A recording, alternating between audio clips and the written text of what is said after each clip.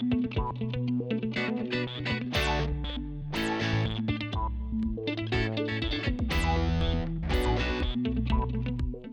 my name is Tito, Cephesus Certified Master Technician, and today we're going to be replacing the pump motor on this Pitco fryer.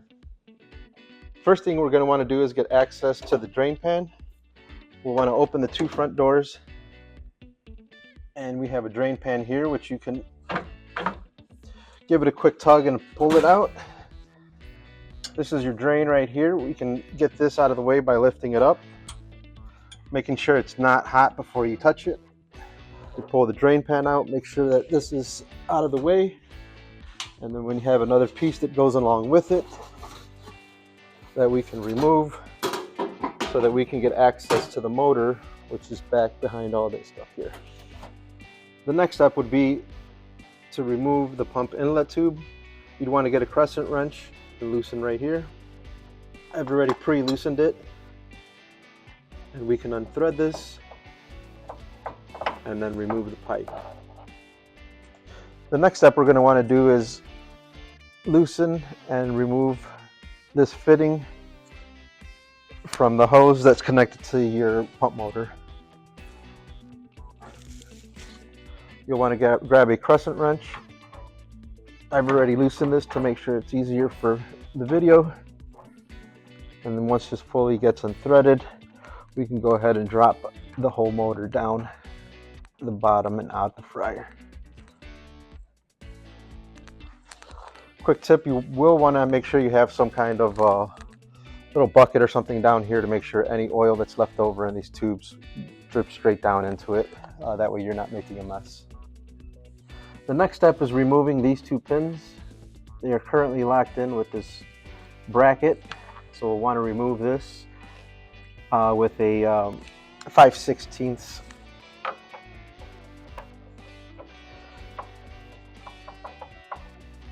All right, once you get your bit on there and loosen that up, that should come off.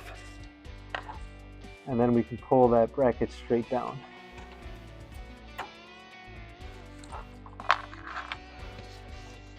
After that, we'll want to remove the pins.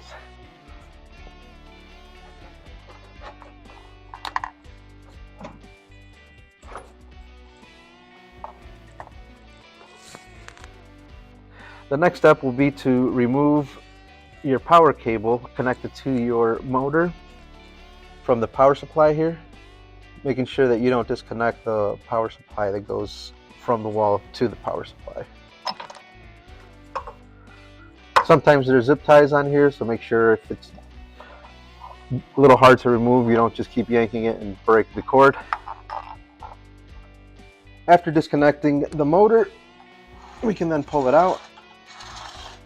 And when you purchase these motors, you will often have a full assembly that has everything mounted, this whole motor mounted onto this piece here. Sometimes you will buy just the motor or the motor and the pump. In that case, if it was just the motor, you would need to remove that screw there, and there's one on the opposite side as well, right down here. And then you would remount your pump assembly onto the motor itself. If you're replacing everything, again, you would have to remove that bolt there, that bolt there. Underneath this pipe here, you'll see another two that you would have to remove, and then this will come completely off. You will also have to remove this pipe from the pump assembly, and also this hose and this elbow would need to be removed, and then you would just replace them onto the new motor and pump assembly. In this particular case, we do have a whole assembly, so we would just get our whole new assembly, slide it into place, and then start the process to remount it. When remounting the motor, we're going to want to reconnect your power supply cable over to the power supply. At this point, we're going to want to remount the motor by lifting it up, aligning the holes. I've already lifted this motor up and put one of the pins in place. At this point, we'd want to add the second pin, pushing it all the way through and making sure that it goes through the hole on the back end. All right, and at this point, we're going to want to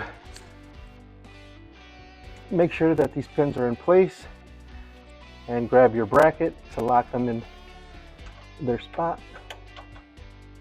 And you'll want to grab your 5/16 nut driver and remount the nut to make sure that bracket doesn't get loose or fall out of place.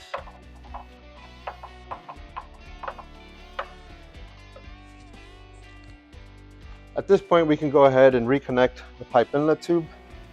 You can go ahead and put some high temperature putty on your pipe here, making sure that it's food safe. You just want to line it up and start to thread it in, making sure that it goes in straight and you're not cross threading.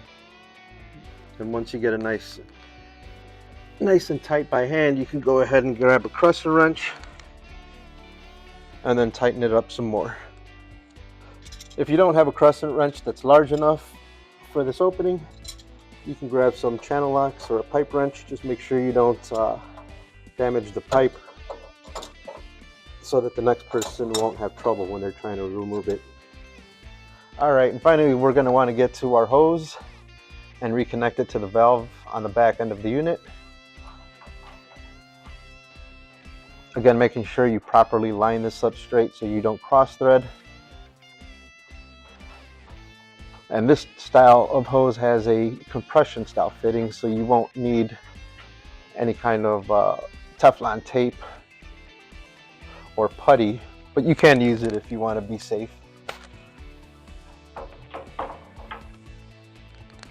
All right, we're going to want to get that nice and tight and snug, not too tight, again, so you don't cross thread anything, but tight enough so that you don't have any leaks. Once you're done with everything, you're going to want to make sure you pay attention to any fittings that you removed and replaced, watching out for any kind of oil leaks right here and back on the front where we reconnected that pipe. And then anything else that may have occurred before you even came to the job. Just look out for any types of leaks that you can tighten up while you're back here. Always good to look at the bottom of the fryer and see if there's anything noticeable or along these pans and on the fittings themselves.